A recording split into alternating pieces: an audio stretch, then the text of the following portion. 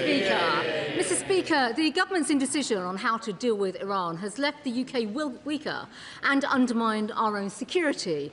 But as the House has already started to discuss, prescribing the IRGC will strengthen our position.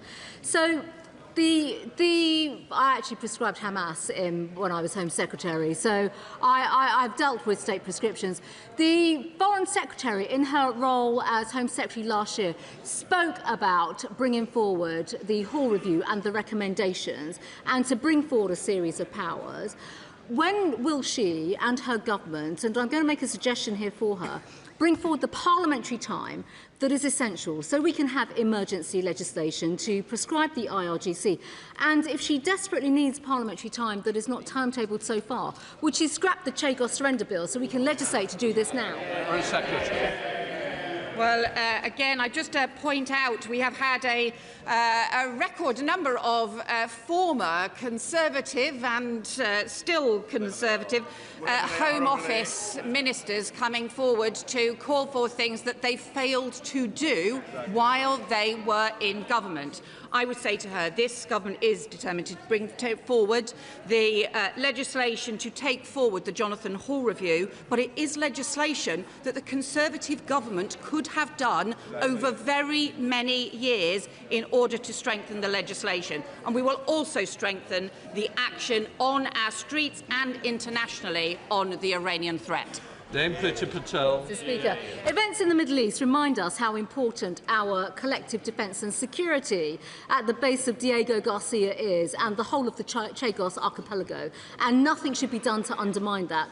Now, given the latest comments from the President of the United States on the importance of the base and the folly, Mr. Speaker, in giving sovereignty away, will the Foreign Secretary finally do what's right for the defence of our country and British taxpayers and British Chagosians and tear up the terrible Labour Chagos surrender treaty?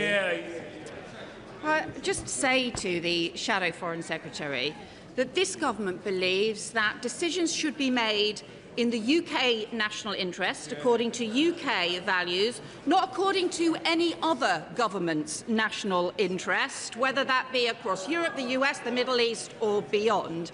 And when it comes to the issues around the Chagos, we will take decisions in the interests of our national security. She knows the national security issues that are at stake here, and instead of simply travelling around the world trying to undermine the UK's national security and trying to undermine the decisions that we are taking, perhaps she should actually start standing up for the UK's national interest instead.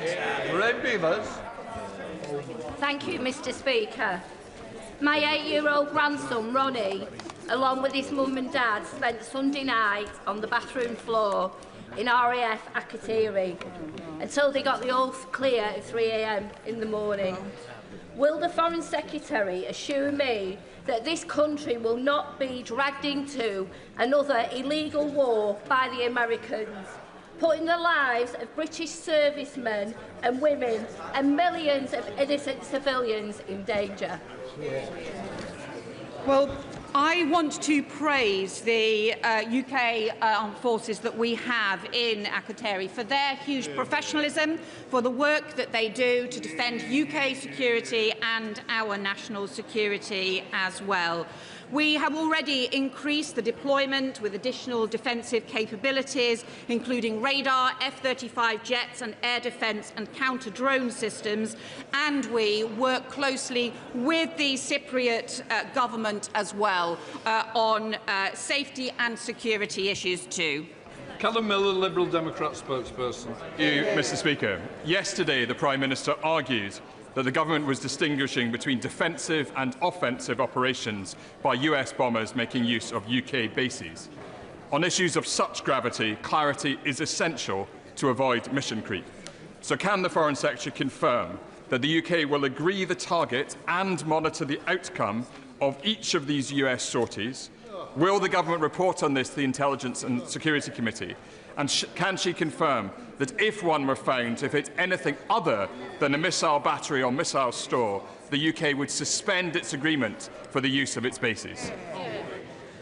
Well, we have long-standing operational arrangements for partners and allies that we work closely with, and we assure those are implemented. But what I say to him is the principles that we follow here are about ensuring that there is a lawful basis for action, ensuring that it is also in UK interest. But at a time when we have seen strikes from the Iranian regime on countries that were not involved in this conflict, where we have 300,000 British citizens currently resident, were we not to take action to support and protect those British citizens when they might be threatened with attack?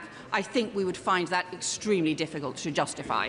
Thank you, Mr. Speaker. It was a pleasure to see the Foreign Secretary at last month's Munich Security Conference, where, despite warm words on all sides, the trust gap between the European Union and the United States was absolutely palpable, impacting discussions on defence, procurement, technology sovereignty, Greenland, the Middle East, etc. Could she tell me how she sees the UK's role? Should we be trying to restore trust? We have our own trust gap. Should we pick a side, European Union versus United States, or do we forge an independent path, dependent on neither? Well, the UK's task must always be to act in the UK's national interest according to UK values. But at the heart of that national interest and those values are things like the NATO alliance, the transatlantic alliance, as well as our partnership with other European countries and other countries on our defence as well. Thank you, Mr. Speaker. I'm deeply concerned about the British service personnel who are being put at risk by attacks from Iran. With US Secretary of State Marco Rubio now warning that the hardest hits are yet to come, can the Foreign Secretary confirm whether there are any British personnel on any US ships which are being used to attack Iran?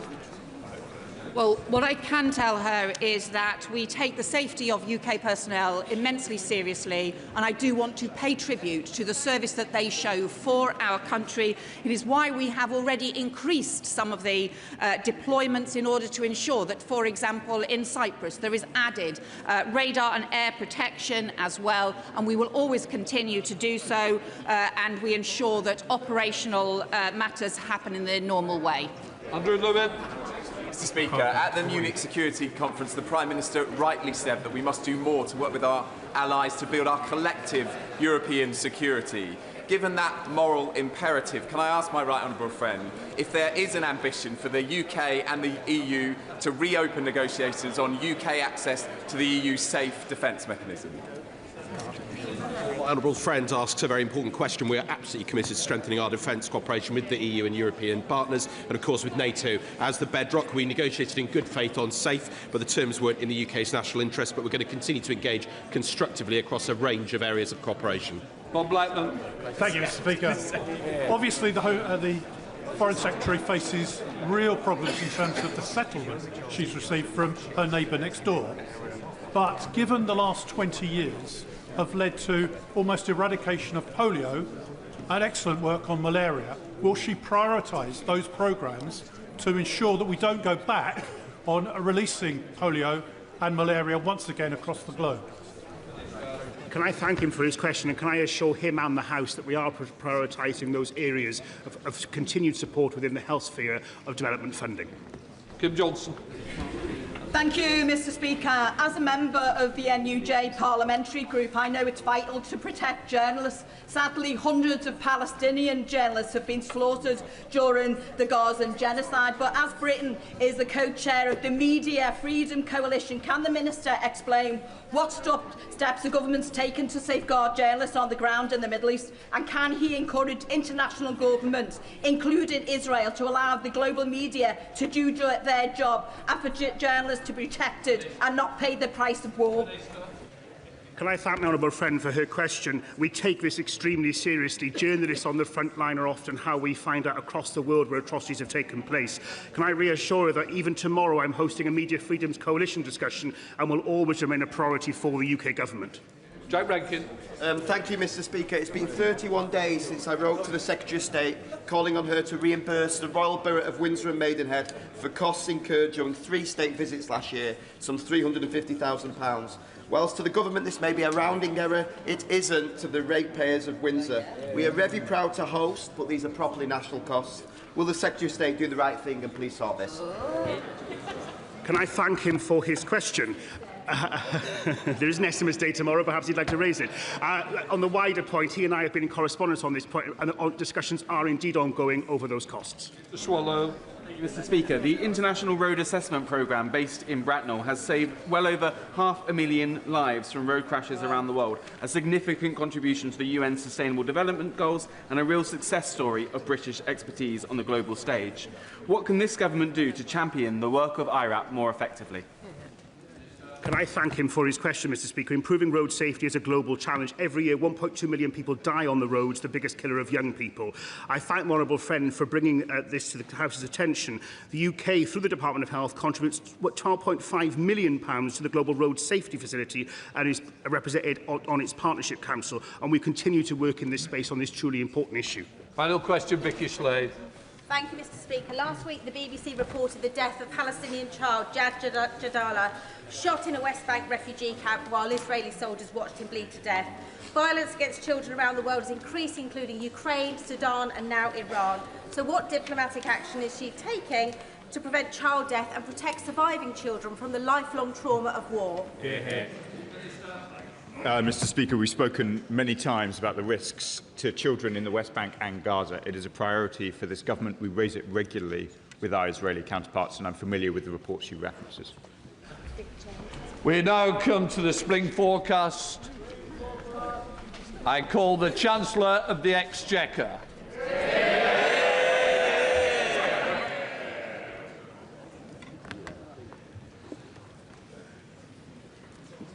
Mr. Speaker, this government has the right economic plan for our country.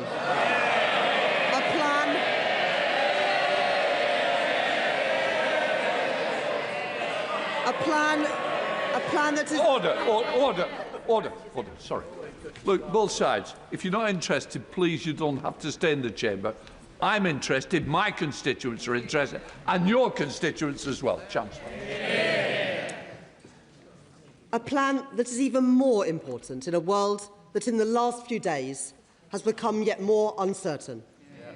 With unfolding conflict in Iran and the Middle East, it is incumbent on me and on this government to chart a course through that uncertainty, to secure our economy against shocks and protect families from the turbulence that we see beyond our borders. I want to express my gratitude to members of our armed forces as they serve across the globe to protect our country. And I want to reassure this House that I am in regular contact with the Governor of the Bank of England, with my international counterparts and with key affected industries, including our maritime sector. And tomorrow I will meet with our North Sea industry leaders to discuss the implications that they face and work with them to manage this uncertain period. Mr. Speaker, in an increasingly dangerous world, I am proud to be the Chancellor that is delivering the biggest uplift in defence spending since the Cold War. With £650 million committed in January to upgrade our Typhoon fighter jets, a new Royal Navy frigate launched from Rosyth last week, and just yesterday, our £1 billion helicopter deal with Leonardo. I am in no doubt about Britain's ability to navigate the challenges we face. The plan that I have been driving forward since the election is the right one. Stability in our public finances, investment in our infrastructure, including our armed forces, and reform to Britain's economy. It is a plan to reshape our economy and break with the failed ideas of the past. Building growth are not just the contribution of a few people in a few places, but in every part of Britain, with a state that doesn't stand back, but that steps up, strengthening our trading relationships and our alliances, creating capacity in our economy through affordable housing, better transport and free childcare. An active and a strategic state, building growth and economic security in an uncertain world. Stability is the single most important precondition for economic growth. That is why we have committed to a single major fiscal event a year, limiting major policy changes to the budget and giving businesses and households the certainty that they need. Today, the new forecasts from the Office of Budget Responsibility show that our plan is the right one. Inflation is down. Borrowing is down. Living standards are up and the economy is growing. Mr. Speaker, this government has restored economic stability. The previous government allowed inflation to skyrocket to over 11%. They stoked interest rates to 15-year highs and delivered the first parliament on record where people were poorer at the end than they were at the start of the parliament. That is their record. Well before the pandemic. I recognise the impact that what the Conservatives did had on families.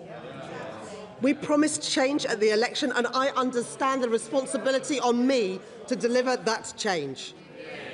I know that the question that people will ask themselves at the next election is this: are me and my family better off? I am determined that the answer will be yes. The promise that we changed the change that we promised has already started.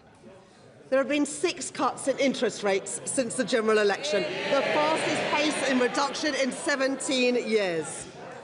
And inflation has fallen. For businesses, that means lower capital costs and greater uncertainty. And for families, it means more money in their pockets to spend in local shops and on the high streets. Those interest rate cuts will save households over £1,300 per year on a typical new fixed-rate mortgage. And real wages have risen by more in the first 18 months of this Labour government than they did in the first 10 years of the Tory government. At the budget, I went further to deliver the change that people rightly demand. I extended the 5p cut in fuel duty for a further 5 months. I froze prescription charges for the second year in a row. I froze rail fares for the first time in 30 years. And I am taking £150 off of energy bills from next month. In February, the Bank of England confirmed that inflation will fall faster because of the action that I took in the budget. And today, the Office for Budget Responsibility expects inflation to come down even faster than it forecast in the autumn. Mr. Speaker, in the current global context, with the risk that rising energy prices will put upward pressure on inflation, the action that I have taken is even more crucial. Keeping inflation low and stable is the best way to support family incomes and reduce pressures on the cost of living. But that's not all we've done. This Labour government has funded 30 hours of free childcare for working families. We are rolling out free breakfast clubs at primary schools. And we are set to achieve the biggest reduction in child poverty over a parliament since records began by reversing the shameful 2-child limit imposed by the party opposite. That is the moral choice for the children who will no longer go to school hungry, and for the women who will no longer have to suffer the grotesque indignity of the rape clause. And scrapping the 2-child limit is an enduring investment in our children and in our future, to realise the potential of young people whose otherwise potential would be wasted. The Tories have said that they would reinstate that destructive policy. And now Reform are saying exactly the same thing. 2 parties united in their intention to plunge nearly 500,000 children back into poverty at a single stroke. Mr. Speaker, If you import failed Tory politicians, you get failed Tory policies too. Labour and only Labour have the right economic plan for our country. Last year, we demonstrated the resilience of Britain's economy in the face of global headwinds, with the fastest growth of any G7 country in Europe.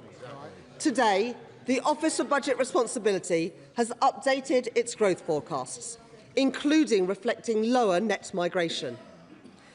Average growth across the forecast period is largely unchanged, while the OBR has adjusted the profile of GDP so that it grows slightly slower in 2026 and then faster in both 2027 and 2028.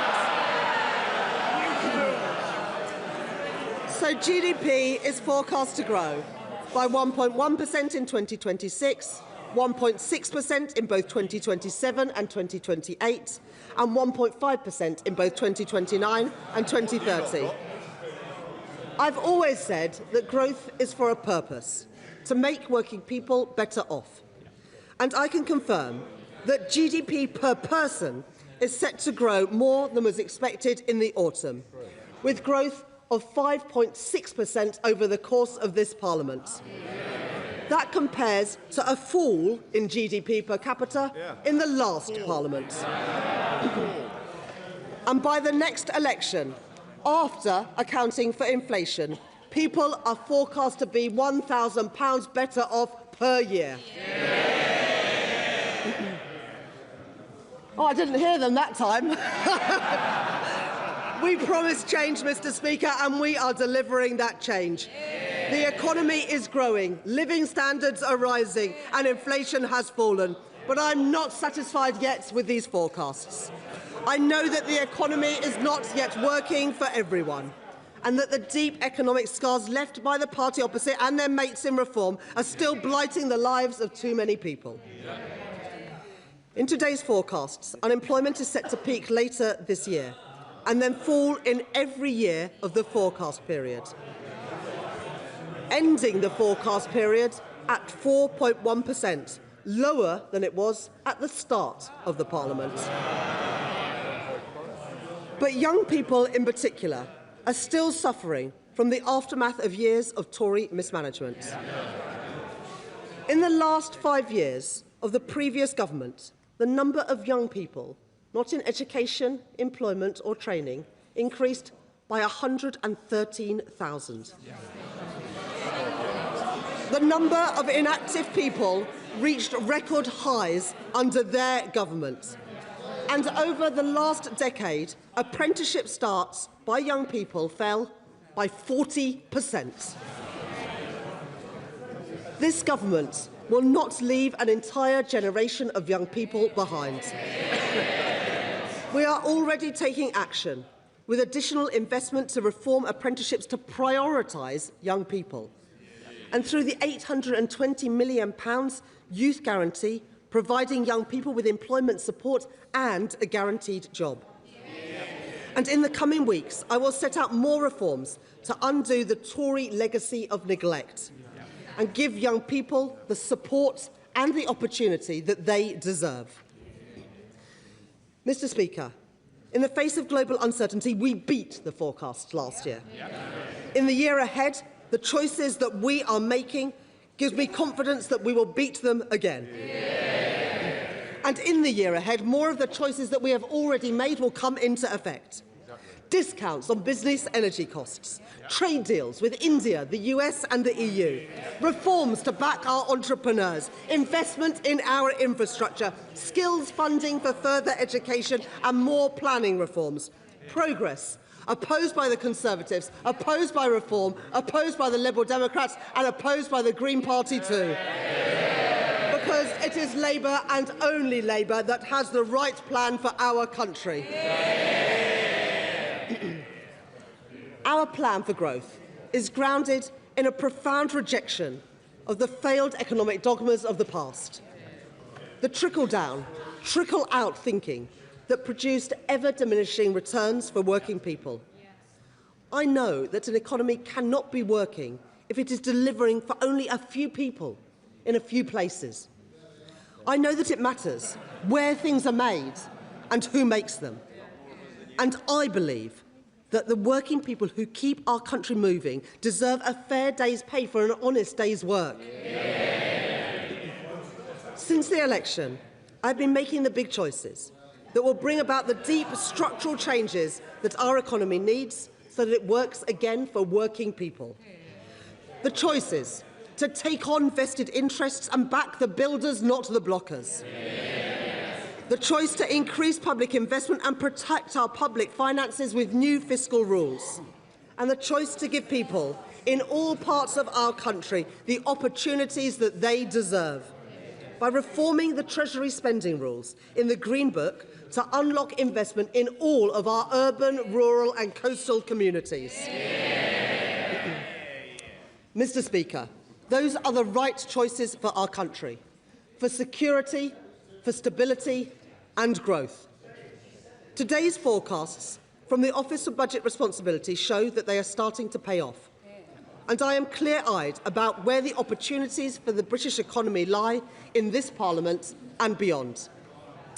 In my second May's lecture in 2 weeks' time, I will set out 3 major choices that will determine the course of our economy into the future. To go further in strengthening our global relationships, breaking down trade barriers and deepening alliances with our European partners for a more secured and connected economy. To go further in backing innovation and harnessing the power of AI, so that entrepreneurs and innovators thrive here in Britain and so that working people reap the rewards.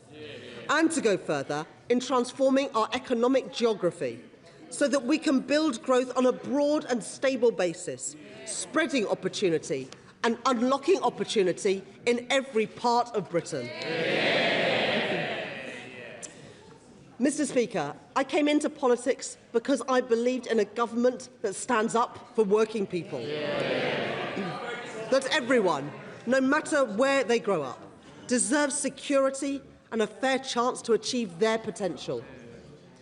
And that being able to manage the bills, afford a home and pay for a holiday is never too much to ask.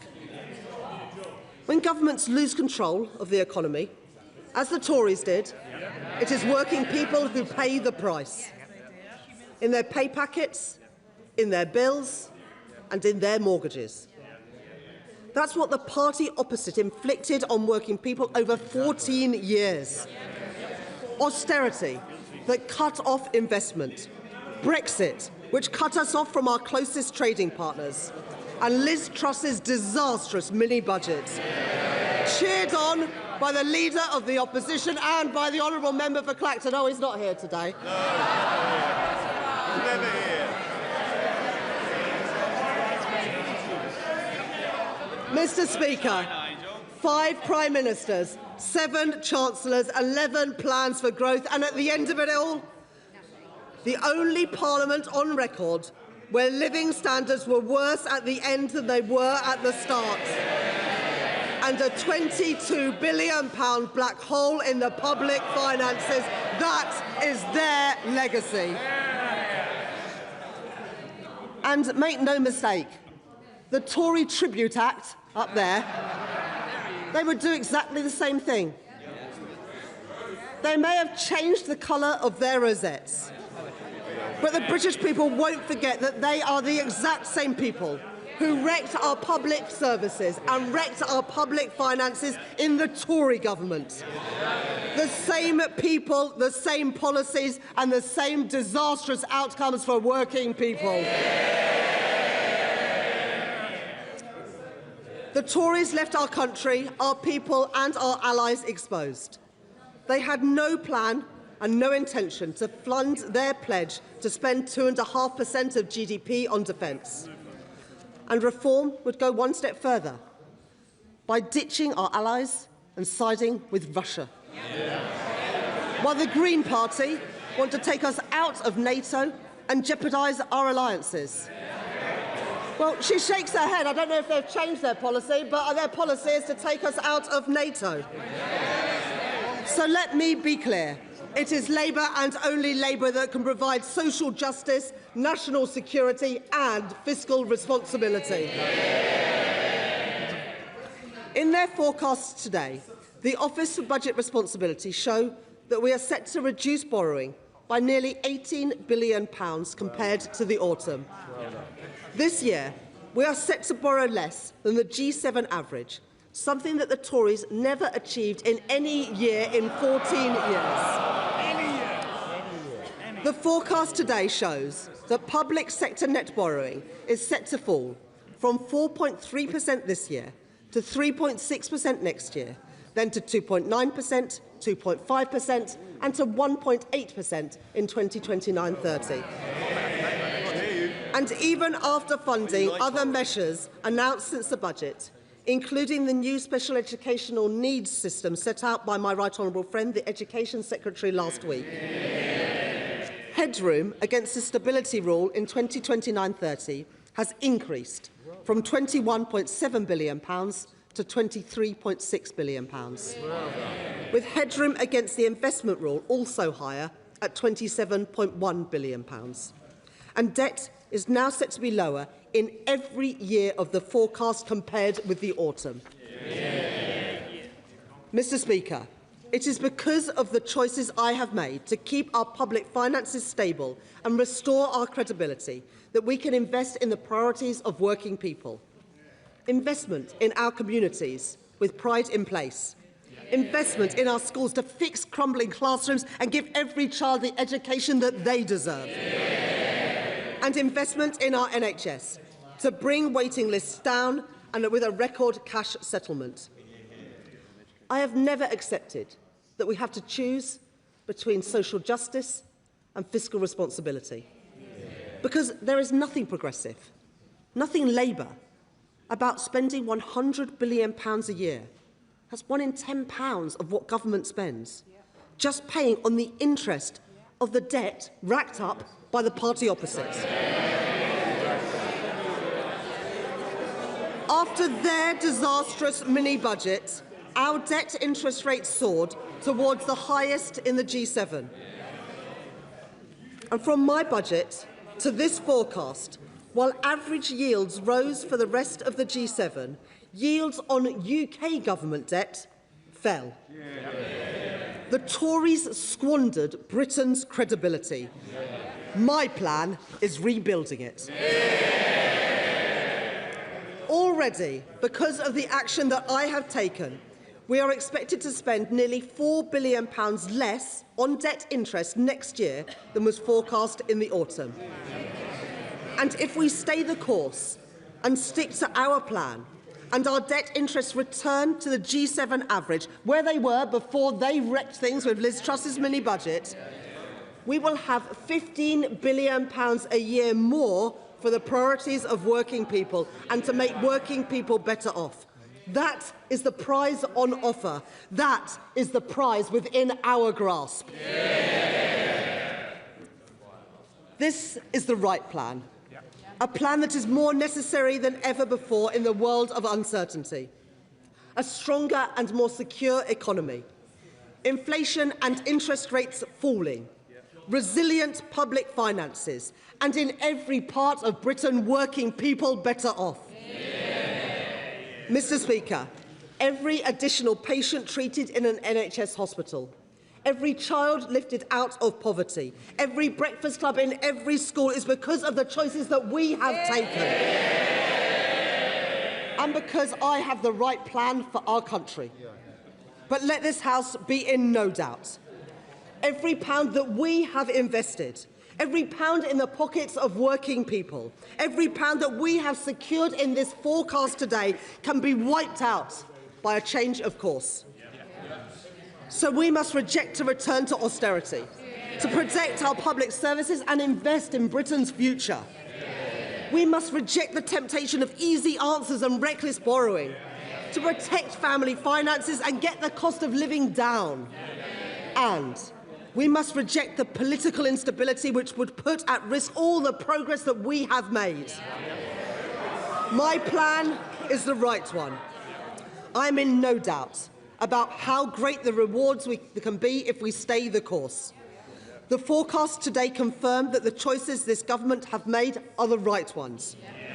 Stability in our public finances, interest rates and inflation falling, living standards rising, more children lifted out of poverty, more appointments in our NHS, more investment in our infrastructure, a growing economy and more money in the pockets of working people.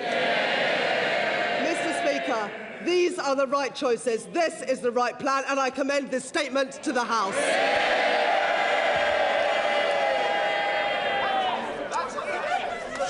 Shadow Chancellor Belstride.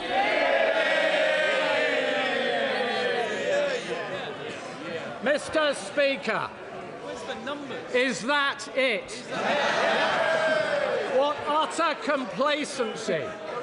A Chancellor in denial. She speaks of stability. What planet is the Right Honourable Lady on?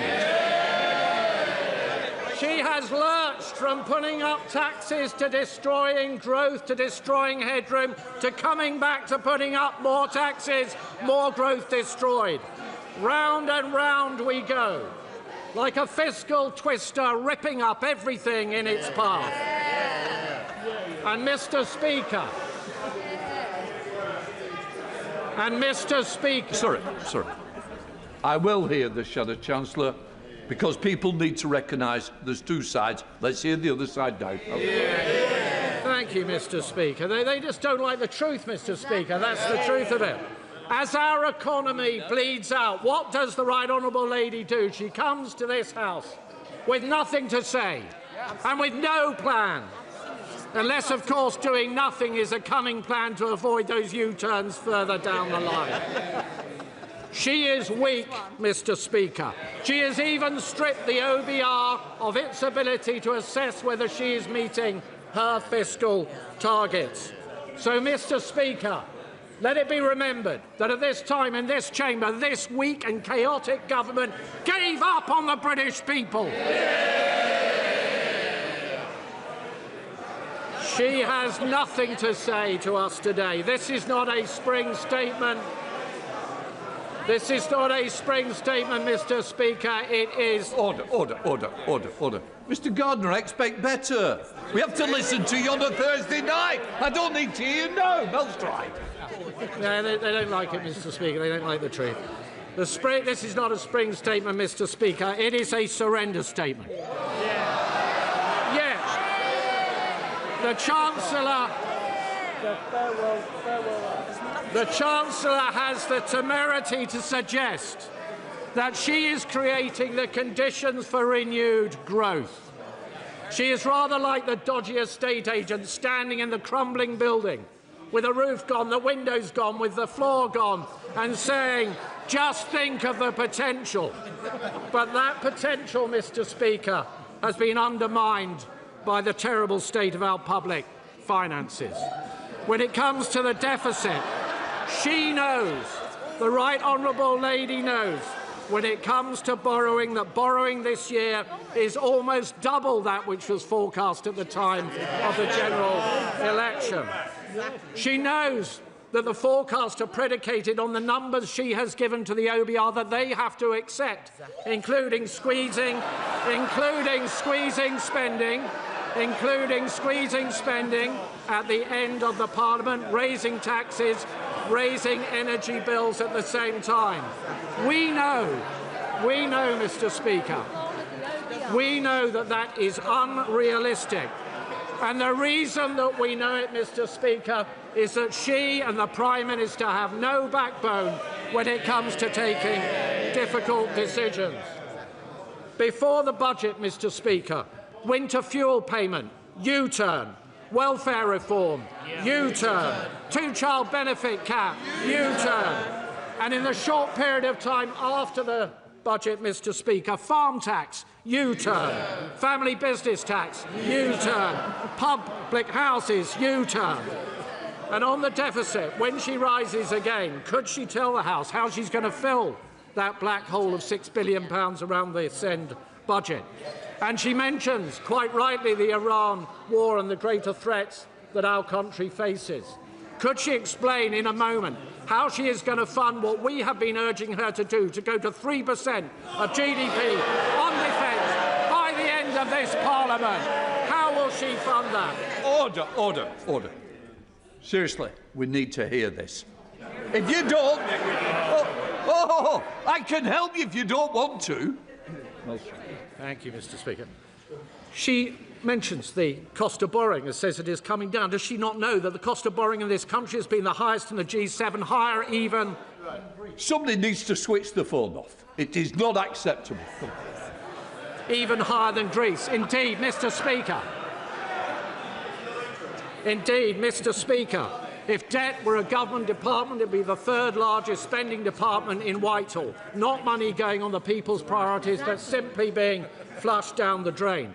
She makes great store of the latest forecasts on debt, saying that it is coming down compared to the forecast back in the autumn. But if you strip away her dodgy definition of debt, it will be going up in just about every year of that forecast. Yet, Mr. Speaker, she has the audacity to praise her own performance. She points to growth, but does she not know that the Bank of England only last month downgraded growth for both this year and next year? She specifically, a moment ago, said that this government had beaten the forecast for growth from last year. The forecast at the beginning of last year was for 2% growth. The growth outcome at the end of last year was 1.3%, Mr. Speaker. By my mathematics, that is not an improvement. It should be a considerable concern to the entire House that the Right Honourable Lady clearly thinks that it is. She points to interest rates coming down, but does she not know that her ruinously inflationary policies have seen interest rates higher for longer, meaning more expensive mortgages for hundreds of thousands of people across our country? And unemployment, well, Mr. Speaker, she was slightly coy about unemployment because, of course, what we know is it now stands at a 5-year high. And under every single Labour government in history, unemployment has risen, and this government is no exception. On tax, the Right Honourable Lady is fond of saying that she is simply asking people to pay a little more tax. Well, I don't remember, Mr. Speaker, the taxman phoning me up and asking me if I'd awfully mind paying a little more tax. And what does it mean? What does it mean? It means workers struggling. It means employers laying off staff. It means tens of thousands of the most talented people in our country going to other places where they believe the opportunities are greater. That's what a little more tax means, Mr. Speaker. And what has that tax done? It has destroyed, damaged deeply entire sectors of our economy. Hospitality, almost 100,000 job losses since this government came to office, particularly impacting our youngest people. Youth unemployment, the highest in Europe, the first time for a quarter of a century. Young people, their dreams, their aspirations, their hopes, all those bright young faces smashed on the altar of her incompetence. What is her message to young people today? Her message today has been that her so-called plan is working. But what is the reality? Inflation up, borrowing up, spending up, tax up, welfare up, unemployment up. All of this, Mr. Speaker, speaks to the weakness and chaos of this government. Is it any wonder that her so-called plan is not working? We have amongst the highest energy costs in the world, and yet she doubles down on net zero. And given where we are, the first thing that the Right Honourable Lady should do is get rid of those taxes on North Sea oil and allow us to start exploiting those opportunities. We have a welfare bill that's spiralling ever upwards. But what does she do? She removes the two-child benefit cap. And we have taxes. And we have taxes heading to the highest level in our history because of her choices, destroying the futures of men, women and children right up and down our country. No contrition, no apology, no plan to do anything about it. But it does not have to be this way, Mr. Speaker. At our conference, we set out how we can control public spending. £47 billion worth of savings, especially on the welfare bill. Some £23 billion in savings, because we are a party that believes in work rather than benefits. We are a party that will do something about it. We are the party of work. They are the party of Benefit Street. We will bring taxes down to kick-start the economy, abolish stamp duty, scrap business rates for businesses on our high streets, a £5,000 tax cut for our young people, a cheap power plan. We will fix student loans. We will invest in apprenticeship. And through our golden rule, Mr. Speaker, we will get on top of the deficit. And by doing that, we will grow the economy. That's our plan. What is her plan? The truth, Mr. Speaker, is that she has no plan, or as her Health Secretary said, there is no growth strategy at all. And even if she did have a plan, she would be too weak to deliver it. The psychodramas swirling around Number 10, the almost daily scandals visiting the door of the Prime Minister, the sight of our once person at the highest level within the diplomatic service being carted away in a car by the police, and backbenchers calling the shots. The Chancellor's credibility has gone. The Prime Minister's Chief of Staff has gone. His Cabinet Secretary has gone. But somehow the Chancellor hangs on. But through the chaotic fog, Mr. Speaker, the drums are drawing ever closer. The British people deserve so much better.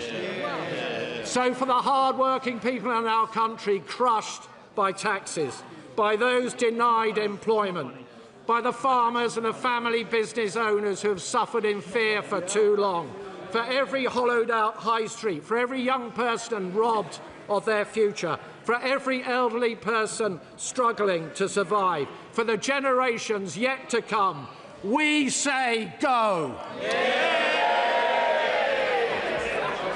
Chancellor of the Exchequer. Thank you. Well, I know that the OBR didn't publish the forecast until I sat down, but I still think he could have done a little bit better than that. To be honest, I was hoping that the Leader of the Opposition was going to respond today, and after that performance, I expect she does too. Now, Mr. Speaker, don't worry, I've got more. Mr. Speaker, the Right Honourable Gentleman said that they set out their economic policy at their conference a few weeks ago. Well, they had 14 years to set out their economic policy, and it's because of their economic policy that they're now sitting on those benches. Now, Mr. Speaker, today's performance is yet another reminder of how irrelevant the Conservative Party now is. And I hate to break it to the Shadow Chancellor, but people stopped listening to them a long while ago. And you can see why. Because whether it is in office or in opposition, the Right Honourable Gentleman's Party and his leader have been wrong about the economy time and time again. They opposed economic responsibility and backed Liz Truss. Wrong.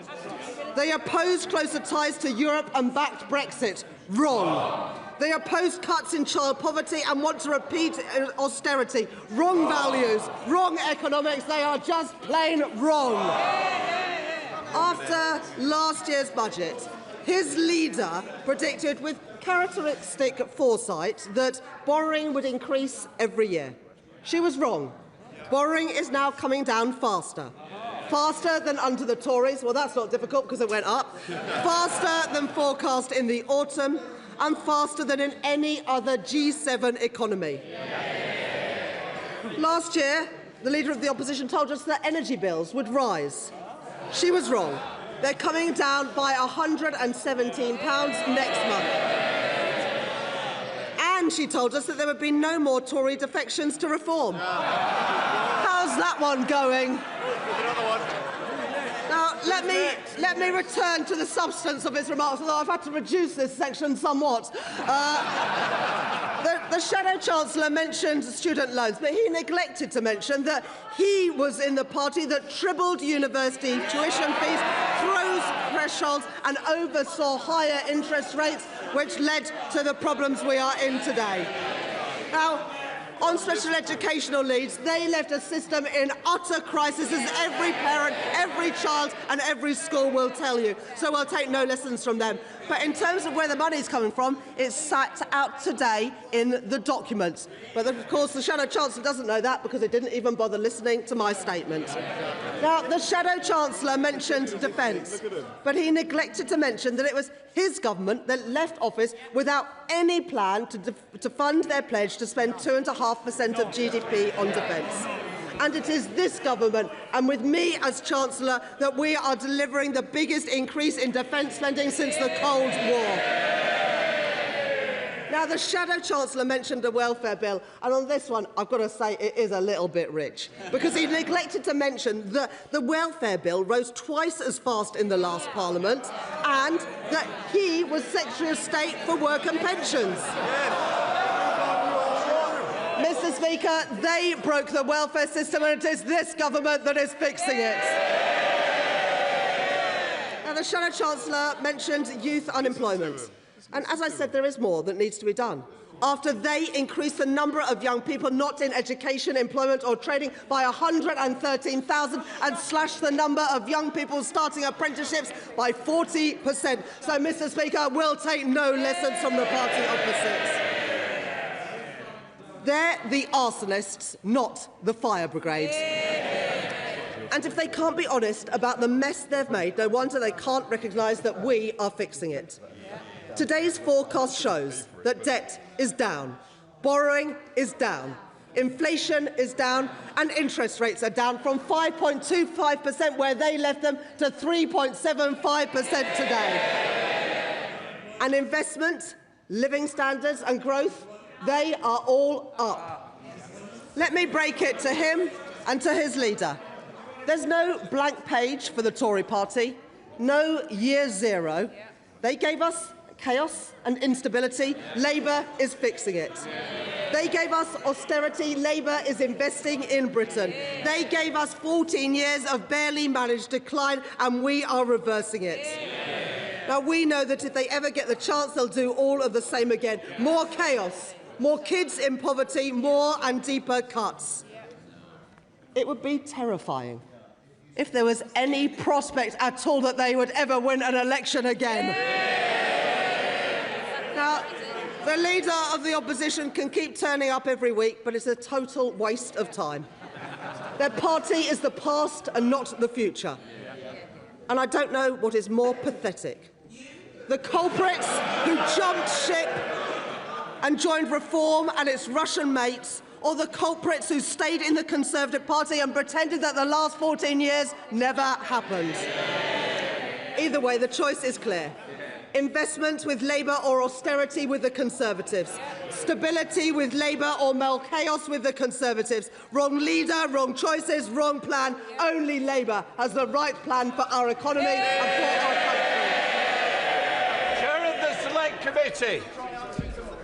Thank you, Mr. Speaker.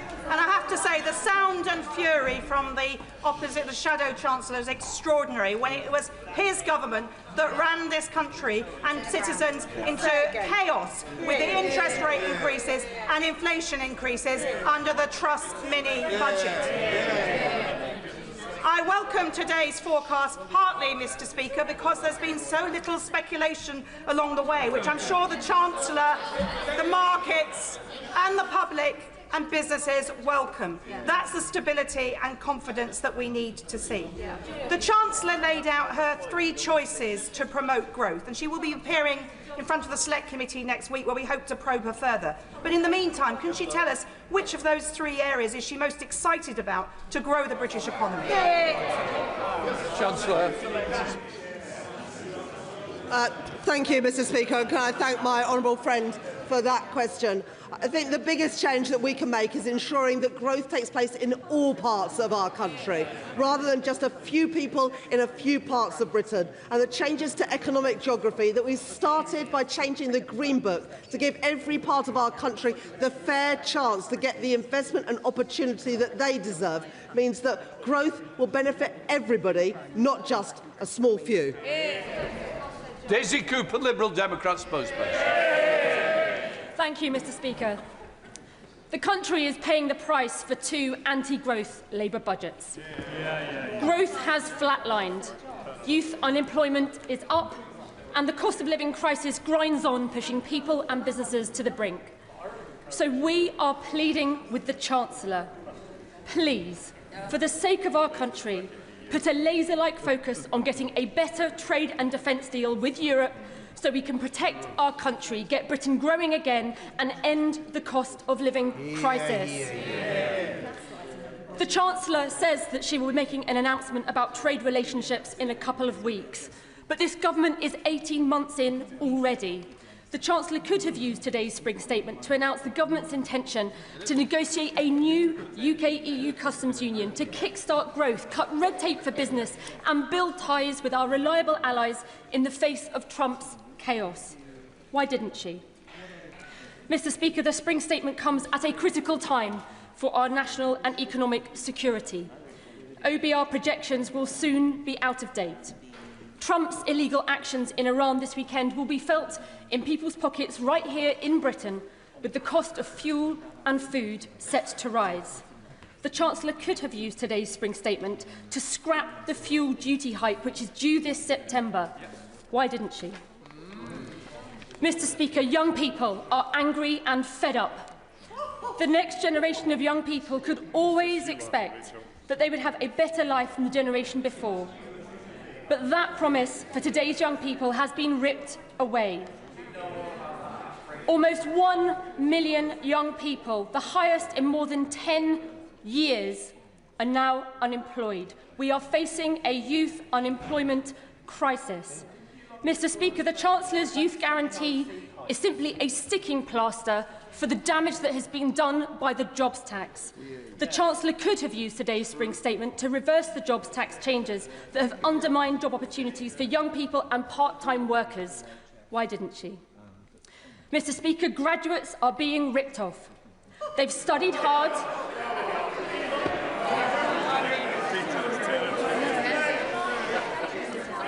Mr. Speaker, graduates are being ripped off. Yes, that's right. She's right. They have studied hard. They have studied hard. They have done everything they were told to do. But they are facing eye-watering repayment costs and they are struggling to get on in life. Mr. Speaker, on this issue, it is a plague on all our houses. Partisan point scoring does no favours to those young people. We have set out what we would do. The Chancellor could have used today's spring statement to end the repayment threshold freeze, putting £100 back in graduates' pockets in the first year, rising to £210 in the third.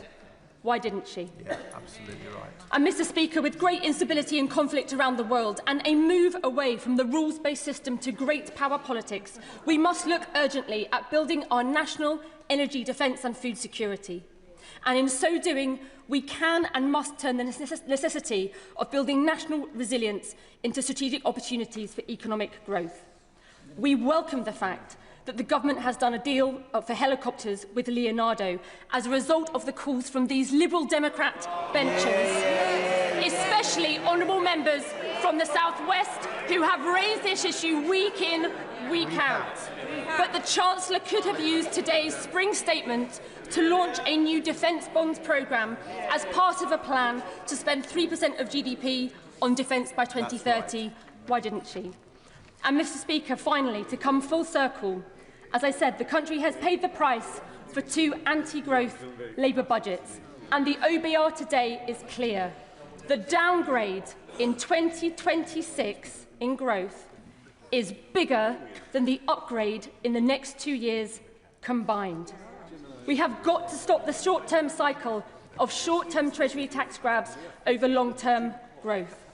Mr. Speaker, our United Kingdom is an amazing country and has enormous potential, but we cannot take this for granted. We must accept that we are stuck in a rut, stuck in a doom loop of low economic growth, and that is a big problem. I urge the Chancellor to take these measures that I have outlined to protect our country, to get Britain growing again and to end the cost of living crisis. Chancellor of the Exchequer. Thank you, Mr. Speaker. The honourable member gives less an economic programme and more a wish list of things that she would like to see, without any means at all of paying for them. She seems oblivious also to the things that governments are doing. She says that we should have a closer relationship with Europe. I agree. I said it in my speech. But she omits to mention that that is exactly what the government are doing. We have taken action, as the honourable lady knows, with an SPS deal to back British agriculture and on Erasmus. And it is this Labour government which is working with our EU neighbours to tackle illegal gangs and to improve our security. The honourable member calls for a big cut in taxes. But VAT, at 20% as a standard rate, is the rate that her party introduced when they were part of the coalition agreement. It has been ever since that they were in that coalition. We've provided £4.3 billion of support in business rates and further support for pubs and live music venues. If they want to deliver on this enormous unfunded promise, perhaps she'd like to tell us which public services the Liberal Democrats would like to cut this time. I mean, they cut enough public services when they had a chance and they were in office, but they're too scared to tell us which ones they would do today. Is it the NHS? Is it schools? Is it investment in our regional transport infrastructure? Who knows, because she won't tell us. And it is quite extraordinary. To hear the Liberal Democrats have the nerve to raise student financing. When they trebled tuition fees when they were in government and created the Plan 2 scheme. In fact, it was a Liberal Democrat Secretary of State who oversaw that policy. And the leader of the Liberal Democrats was in that cabinet meeting when they signed off that decision. So we'll take no lectures from them about how to support our young people. Now, the honourable lady says that they've set out what they would do on student finance. Is that a bit like what you did in 2010 when you set out what you were going to do on student finance? Because I remember in 2010, what was it? What were they going to do with tuition fees? That was it. They were going to abolish tuition fees. But that's not what they did, is it? What did they do? Oh, they tripled them. So why should we believe a word that the honourable lady says now on student finance? So some of us haven't forgotten that they teamed up with the Tories to cut our police, cut local government and cut our armed forces spending too. And, Mr. Speaker, we are dealing with the consequences. That is why we are investing in our public services, to fix the damage that they did with the Conservatives. What have they been doing? Opposing our investment in the NHS, because that is what it means when you say you want to reverse the tax changes that we've brought in. Because the only reason we've got £29 billion more a year to spend in the NHS is because of the tax changes that we made. You can't have one without the other. The Liberal Democrats need to understand that. They're opposing our plans to build more homes. They're opposing our plans to make work pay. They opposed VAT on private schools to help the 93% of kids in our state schools. Mr. Speaker, they are simply not serious. Yuan Yang. Thank you, Mr. Speaker. I thank the Chancellor for her strong statement, and in particular for her words on deepening our alliances with our European partners. This is crucial for bringing down the cost of food and for healing the economic self-harm done by the party opposite. The Bank of England has said that her cuts to energy bills will help bring inflation down to around its target from next month. Will she commit to going further and continue to shield our constituents from global price shocks? Chancellor. Thank you, Mr. Speaker. The Bank of England forecasts that the actions that I took in the budget last year would reduce inflation by around 0.4 percentage points, and that inflation would be back close to target from April. That reflects not just taking £150 off energy bills, but also freezing prescription charges and freezing rail fares as well. Of course, the events unfolding in Iran and the Middle East have resulted over the last couple of days in gas prices going up by more than 60% and oil prices going up by more than 10%, which shows why the plan that we've had to take money off energy bills but also ensure our public finances are in a stronger place, mean that we're in a better place than we would have been 18 months ago after the mess left by the party opposite. Sir Jeremy Hunt. Thank you, Mr. Speaker. Given what the Chancellor has just said about gas prices going up nearly 50% in the last week, her budget promise to reduce household energy bills by £150 is going to ring hollow for many people. But if cost of living is the real concern, isn't the biggest mistake to increase taxes by £66 billion? That is the equivalent of nearly £2,300 per household. And if that money is needed for public services, nearly all of that, £54 billion in fact, could be got by reducing the welfare bill to 2019 levels. So is it sustainable to keep raising taxes on people in work in order to pay ever more benefits to people not in work? Chancellor of the Exchequer. Well, huge respect for the right honourable gentleman, but he left a massive black hole in the public finances. There hadn't been a spending review for years, and during that time, inflation had gone through the roof because the Conservatives lost control of the public finances, and so we had to find the money to properly fund our National Health Service. And it is a bit rich for the party opposite to say that we should bring welfare spending down when they presided over a huge increase in welfare spending. And on the burden of taxation, our choices ensured that it is those with the broadest shoulders that are paying higher taxes. We got rid of the non-dom tax status. We're introducing the higher value council tax, VAT on private school fees, the energy profits levy. We are ensuring that it is those with the broadest shoulders that pay the higher prices, rather than the increases in inflation and interest rates in the last Parliament, which hit working people. Liam Byrne. Thank you, Mr. Speaker. The plan the Chancellor has just set out this afternoon shows that inflation is down, debt is down, bills are down, headroom is up, growth is up, and living standards up. I'd say that's testament to a plan for stability that's working. But that stability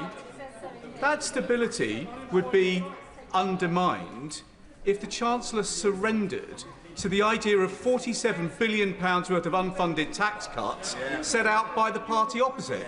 So will she resist those calls, and as fiscal headroom opens up, will she look again at what can be done to drive down energy costs for small business and genuinely reform business rates, so that we are backing our wealth creators and not gambling with public finances like the party opposite? Chancellor of the Exchequer. I thank my right honourable friend for that question. We are backing the innovators with the reforms that we made in the budget last year to make it easier to list in London, easier to raise finance in the UK, and we have permanently changed business rates to have a lower multiplier on high street businesses and smaller businesses, particularly in the retail, hospitality and leisure sector. We did that by putting £4.3 billion into the system. All of that money would have been withdrawn by the party opposite. John Glenn. Thank you, Mr. Speaker. Undoubtedly, every government deals with different challenges, and I note that the Chancellor did not mention the challenge of COVID in the last period of government. And when I was in the Treasury, I did everything I could to support businesses with bounce-back loans, with support for our public services, and clearly that has significantly scarred the economy. But when the Chancellor last stood at the dispatch box, the economic and fiscal outlook said that growth this year will be 1.4%. It's now 1.1% and flat over the period. The big strategic choice that this Chancellor faces, as the world is different in her tenure in office, is will she grip welfare spending at a time of grave insecurity in the world? Because an open promise to raise defence spending sometime over a 5-year interval will not cut it for this country's best interest. Chancellor of the Exchequer. The honourable gentleman mentions the work that the previous government did on COVID, and of course it was right to support people with furlough and bounce-back loans, but it wasn't right to hand money to friends and donors of the Conservative Party with COVID contracts, and we are getting the money back that they wasted. On welfare, I'll say it again, it is a little bit rich of the party opposite, especially when the Shadow Chancellor was previously the Work and Pension Secretary, to talk about welfare spending when they presided over a £113 100,000 increase in young people not in education, employment or training. We've already made reforms to universal credit to narrow the gap between the health element and the standard element. That will ensure that more people are out looking for work, and employment has increased since the start of last year. Jim McMahon. Thank you, Mr. Speaker. Fair day's pay for a fair day's work is a fundamental part of the British contract. But for many self-employed people and those on low wages, they are paying to work because HMRC have failed to update their mileage rates for now 15 years, in which case petrol, road tax and the rest has increased significantly.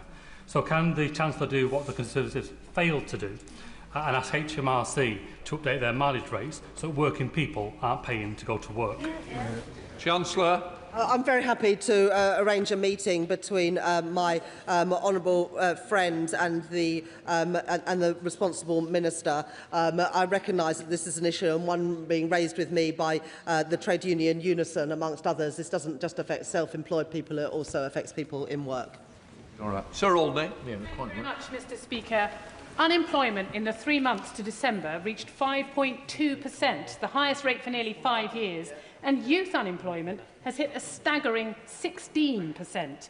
Training, hiring, retaining a skilled workforce are issues affecting businesses of all kinds across the country. The 2024 budget added over £5 billion of employment costs onto retailers, almost half of which came from the changes to employer NICs, with the cost of employing a full-time worker in a retail job rising by 10% and by 13% for those working part-time. 1 in 5 people's first job is in retail. So what steps is the government taking to tackle these unaffordably high unemployment costs for these businesses that provide entry levels for young people into our job market? Chancellor. What the honourable lady fails to mention is that the OBR forecasts that unemployment comes down in every year of the forecast and ends at a lower rate than it started. And it would be a little bit more plausible for the honourable lady to make these points if she didn't oppose everything we're doing to grow the economy, whether that is a third runway at Heathrow Airport or building the homes that families desperately need. Jessica Moore. Thank you, Mr. Speaker. The rail fare freeze benefits constituents who saw rail fares rise by 60% since 2010. Also, the announcement of 2 new railway stations in Newport East recently is warmly welcomed. Can I encourage the Chancellor to continue to invest in Welsh transport infrastructure? Chancellor. I thank my honourable friend for that question, and constituents in her Newport constituency will benefit when they commute to work or to college or to meet friends in Cardiff, Swansea, Bristol and elsewhere. But in addition to that, we are also building new railway stations and investing in new transport infrastructure in Wales with the £450 million that we announced at the spending review last year. Dame Caroline Downey. Thank you very much, Mr. Speaker. The Chancellor's words on defence just simply do not reflect the reality at a time when the world has never felt more unstable. Every corner of our armed forces is currently being asked to find cuts. People in Gosport only have to look out of their window to see all our Type 45 destroyers are currently laid up in Portsmouth Harbour. And this is the first year since the 1980s that we haven't had a ship in the Gulf at a time when the Middle East is a tinderbox. The RFA is on its knees. Defence companies are being tied up with bureaucracy, dither and delay. She's mentioned a couple of contracts, but so many of them are bogged down with dither and delay from this government. She's gaslighting the British people. Quite right. This is a disaster. This is a disaster for our defence. It's a disaster for our armed forces. When is she going to face reality? I am the Chancellor that has overseen the biggest uplift in defence spending since the end of the Cold War. We are spending more on defence than the previous government was spending. And that is why yesterday I was able to announce a helicopter contract worth £1 billion. It's why last week a new frigate came from Rosyth. And it's why we've been able to invest in the Typhoon jets. So I won't take any lessons, frankly, from the party opposite when we are increasing defence spending and they oversaw a cut. Jane Kirkham. Thank you, Mr. Speaker. I welcome the changes to the Green Book to support investment in coastal and rural areas.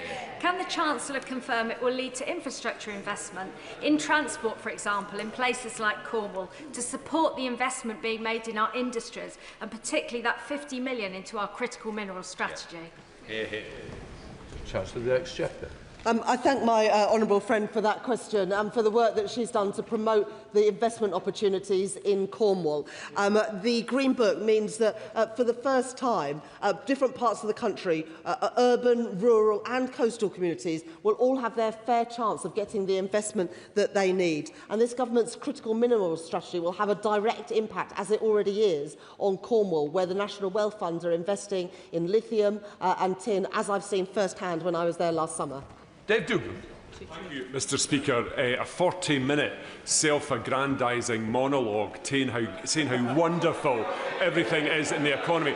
Does the Chancellor have any clue how her tone-deaf monologue will have landed in the real economy, where growth has been downgraded, where unemployment is soaring, and where the cost of energy has just spiked? Nothing in her statement about what she intends to do on a strategic level about when energy goes to the price it was during the height of the Ukraine crisis. Nothing in there. So will she, rather than read her pre-prepared SNP attack lines, will she guarantee that she will step in and protect bill payers if these prices endure? Mr. Speaker, we have taken action to reduce energy bills by £150 from next month. And as I said in my speech, because of the stability that we've returned to the economy, the cuts in interest rates, the cuts in inflation, in interest rates, and the cost of government borrowing means that despite the headwinds from the Middle East and Iran, we are in a strong position to be able to respond to that. Bill Esterson. Well, thank you, Mr. Speaker. Well, the conflict in the Middle East is, of course, a reminder of the need to reduce our dependence on fossil fuels, which set the price of our energy bills for consumers and for businesses. 80% of the time, gas sets the price for electricity. So the £117 off bills which she announced in the budget is very, very welcome, of course, but will she recommit to giving that long-term stability in our energy prices, bringing bills down for the long term by supporting investment in the generation of renewables, of nuclear, of expanding the grid and of battery storage, which will help domestic and industrial consumers at the same time? Chancellor. I thank the Chair of the Select Committee for that important question. And he's absolutely right. Whether it is the successful auction round 7 that we've just completed for investment in new renewable energy, or the planning reforms to make it easier to build the grid connections and also the wind farms, we're taking the action to secure our energy supplies. And, of course, the investment we put in through the spending review last year to both Sizewell C and also to small modular reactors that will be built in Wales by Rolls-Royce. Esther Magby. Thank you, Mr. Speaker. Does the Chancellor now accept that there is a correlation between increasing national insurance contribution on employers and higher levels of unemployment? Yeah. Or does she still believe those two things are not connected in any way? What there's definitely a correlation between is the number of years the Conservatives are in office and how much worse off working people are. Joanna Baxter. Thank you, Mr. Speaker. I welcome my right honourable friend's statement today and her commitment to growth in all parts of the United Kingdom. So I wonder if she could set out for us in a little more detail the Barnett consequentials arising from her statement, and whether she agrees with me that it's increasingly important that in May we elect a government that will spend that money wisely, and that means electing a Labour government in Holyrood led by Anna Sarwar. Chancellor. I thank my honourable friend for that question. In the spending review last year, we set out a record settlement for the Scottish Government as well as for the Welsh Government and the Northern Ireland Executive. And I can tell the House and my honourable friend that today, because of the decisions we're making, I can announce an additional £900 million Ardell spending and £20 million CDEL spending over the spending review between 26, 27 and 2028, 29 for the Scottish Government. And like my honourable friend, I very much hope that it will be Anna Sawa and a Labour government spending that money rather than the SNP wasting it and presiding over higher NHS waiting lists. Robert Jenrick. Thank you, Mr. Speaker. The Chancellor is like a rogue landlord who keeps squeezing the tenant with higher and higher rents. All the while, the property is going to rack and ruin. I don't know who she's speaking to, but she needs to get out and talk to hard-working people who are hard up right now. People worried about their bills and the lack of good jobs. Not the extremists that she cozies up to for votes. Now, the next scheme that the Chancellor has, to raise taxes on working people is to hike fuel duty at the pumps. Will she cancel it? Will she give some relief for care workers, for white van men, for hard-working people who get up early in the morning and drive to work, and who are the backbone of this economy? Chancellor the Exchequer.